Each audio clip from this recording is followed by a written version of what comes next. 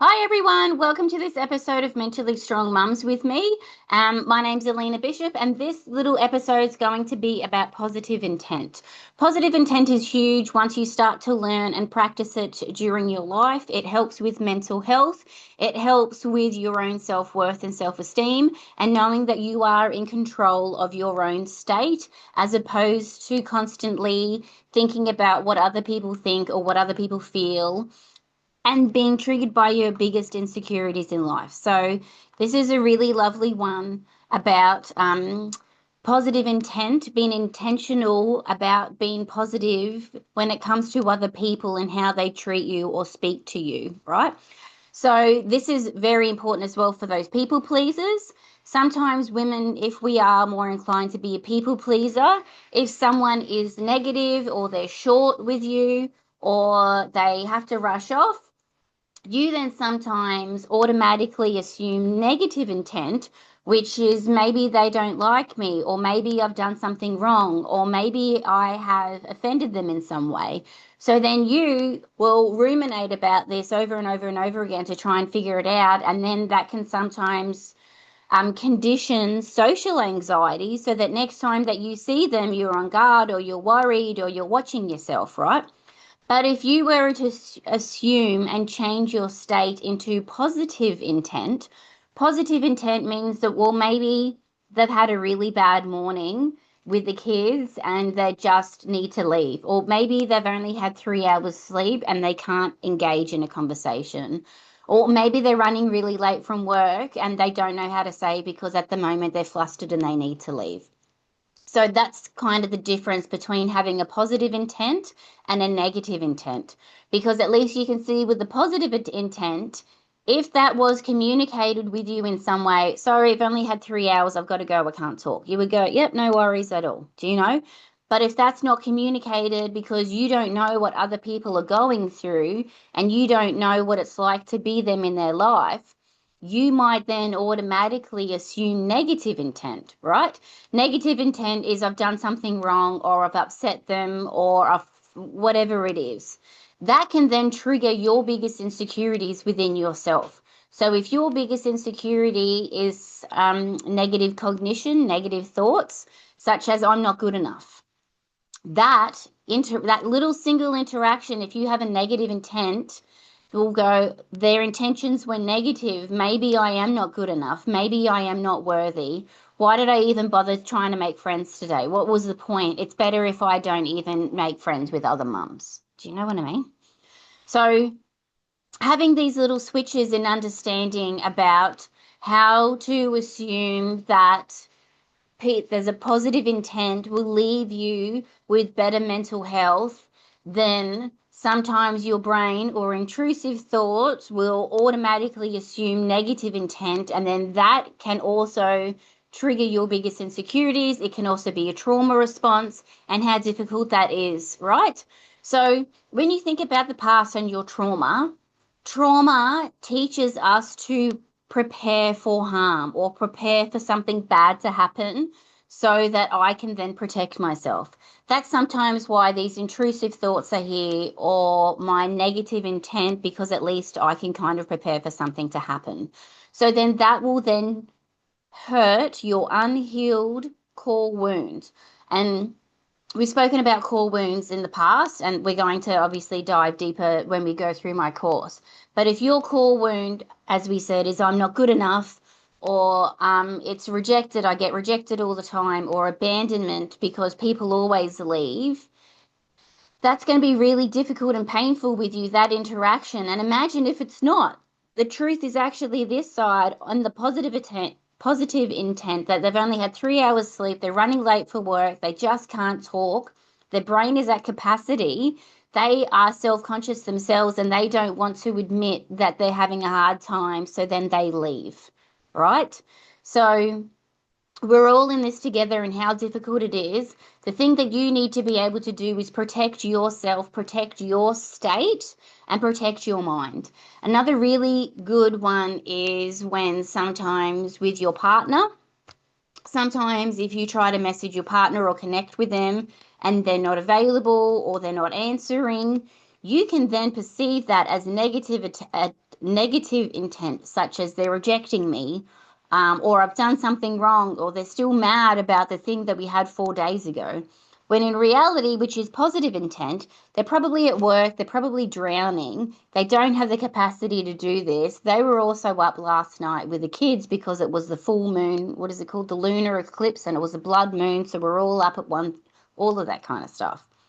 If you can almost give people the benefit of the doubt, giving people the benefit of the doubt that, you know what, we're all trying, we're all struggling, it's don't take things too personal, it's probably not even about you. That can also be translatable to everyday scenarios with strangers, even to things like if you've got a teacher or a manager, or even if you're driving to the shops and someone cuts you off. Your negative intent could be that they're an awful human and they're coming for me and they almost caused an accident and they did that on purpose, and maybe it's because I'm a female driver, or maybe it's because of the car I'm in. I'm always the target for all of this. Where your positive intent could be, you know what, maybe they have got gastro and they really need to get home and they're cutting everyone off. I'm pretty sure if they're doing it to me, they're doing it to everyone else. Don't take things personal. It's got nothing to do with me, right? Giving people the benefit of the doubt as opposed to constantly living in a state of negativity, almost paranoia, how that's then triggering your insecurities, your unhealed traumas, your core wounds, as well as your negative core beliefs or negative cognitions about yourself, right?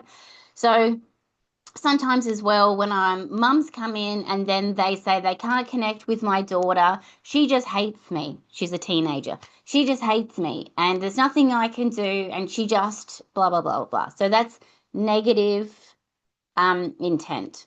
She just hates me. I can't do anything right. What's the point anyways? And so then you get disgruntled and then you're already, before the next interaction, negative and angry about it because she's probably triggered your biggest insecurities. If you were to look at things and giving your daughter the benefit of the doubt with that positive intent, you know what? Maybe it's that time of the month and her hormones are raging. Maybe she got rejected at school by her best friend and she doesn't want to talk about it and she doesn't know how to deal with it, so she's still processing.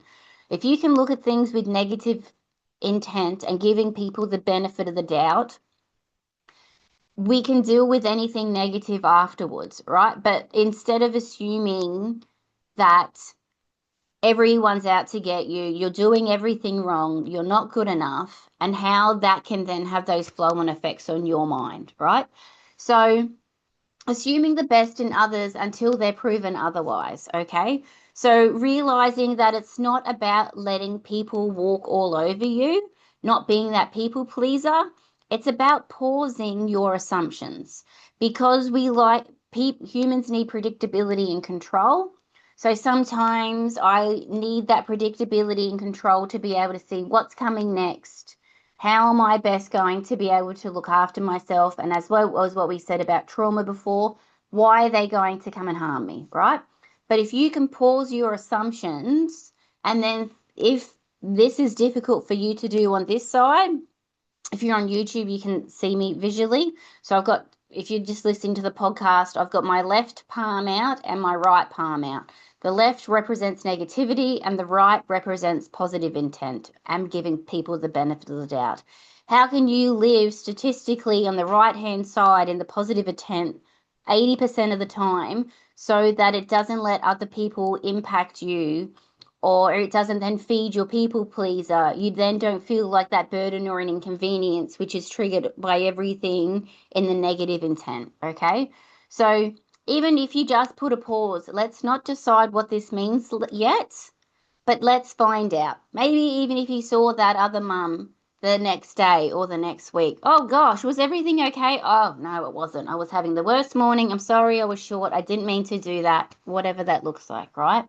So being able to do that, you're not putting all of your time and energy into other people's assumed perceptions of you, and you're perceiving that they're negative, and then I feel negative about myself. So you've assumed, without understanding the facts, that someone's thinking negatively about you, which in turn makes you feel negative about yourself, So this is this cycle that then hurts your mental health, puts yourself down, and it's this invisible scenario that no one else is involved in except for you. How easy is it if you can start to train your brain on the right hand side and say, no, take a pause, because your whatever's been your go-to, which if your go-to has always been the negative intent because you've got social anxiety or because of your unhealed traumas or because you're a people pleaser, so you're constantly waiting on other people to give you positive signs or whatever it is, being able to rewire your brain to think positively, to give people the benefit of the doubt, to know it's probably got nothing about you, that it didn't even matter what you did in that scenario, they would still be the same. It's hard the majority of days to try and do everything and manage everything, especially with the kids, with your romantic relationship, trying to pay the bills, getting everywhere on time, keeping up with all the stuff, all the in-laws, all of the stuff. Let's give everyone the benefit of the doubt, including yourself, that you don't know what other people are going through.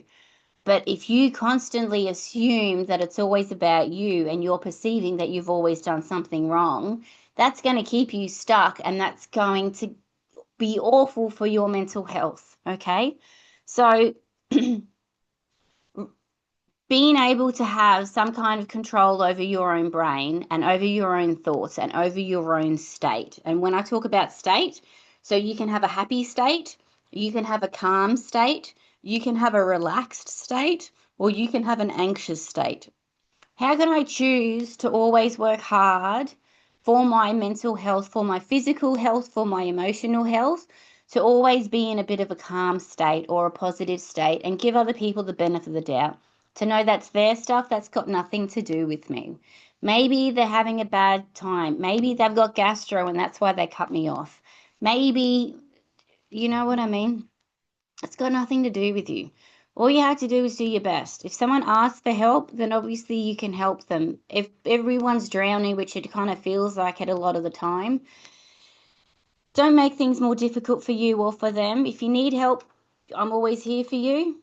But you've got to be able to be there for you as well, instead of getting yourself dragged into other people's imaginary scenarios that aren't even real, and then you've chastised yourself and emasculated yourself with something that isn't even real. Okay, so there's also this a really interesting analogy and that's why sometimes, because we think in pictures, I like to be able to give another option or another perspective. And it's essentially like my house is my state. So my house is how I feel about myself, my emotions, my self-worth, my self-esteem. Your house over there is your worth, your self-esteem, your emotions, and what you're going through, right? So if your partner comes home and they say, you're so lovely, you're such a great mom, I'm so proud to be with you, thanks for being good wifey, I've then put all of my house and my emotions in his house, so that when he gives me something positive, instead of knowing rock solid within myself, of course I'm all of this, they then have the ability to change my state and change how I feel about myself. And so then if they're happy with me, I'm happy with me. But if they come home and they've had a bad day, they've been triggered, they're really cranky, they're overwhelmed, they haven't slept, they don't know how to connect, and they don't know how to express or articulate or communicate how upset they are. So then they, by their own default, they take their upset out on you because you're the closest person to them. So then they're angry with you, they're cranky, they're short, they say you've done everything wrong, you can't do anything right, you've disappointed them and they've let them down. Because I don't have my house and my emotions in my house, because I haven't built myself up, I've put all of my stuff into their house. So then when they're upset with me or they're angry or they're frustrated, I am then disappointed with myself and angry with myself and frustrated with myself. So whatever their mood is towards me, then in turn is my mood towards myself. So if they're happy with me, I'm happy with me. If they're angry with me, I'm angry with me or I'm disappointed with me. So it's important to know that their stuff can stay in their house and your stuff needs to stay in your house. But if you haven't even built up your own house in terms of your self-worth, your self-esteem, your boundaries, having that positive intent, knowing to give people the benefit of the doubt, having that in your house, being able to manage your own state. I'm choosing to have a calm state. I need to regulate myself, whatever that looks like. As soon as someone from another house comes along, you're going to then put all of your stuff in their house so that whatever mood they are in or however they think of you or you perceive, then that means that my mood changes depending on how they treat me. I hope that makes sense. Once you get that analogy, it took me a little while to understand it, and you've got to have someone that's good at articulating things, and I'm not particularly good at articulating things a lot of the time. I'm dyslexic, I've got dyscalculia, I have ADHD, so I get distracted by anything all the time, you know. So if you can understand how important it is to be able to keep everything in your house, to know that I am proud of myself, I'm trying the best that I can, I'm choosing to give people the benefit of the doubt. If people are upset or negative with me, I can apologize, take accountability and responsibility for what I've done. If they're still going to be upset and they're punishing me, that's got nothing to do with me because we're in a mature relationship. We need to move forward. Even with the drop off at school with the other mums, maybe you want to give them the benefit of the doubt. They haven't slept. It's been a lot for them. They've had a bad day. So having that really good positive intent and that benefit of the doubt as opposed to having that negative intent. I've done something wrong. They probably don't like me. I've offended them or whatever it is. Life's too short. Don't worry about that. Keep your own stuff in your own house. All right? I hope that makes sense.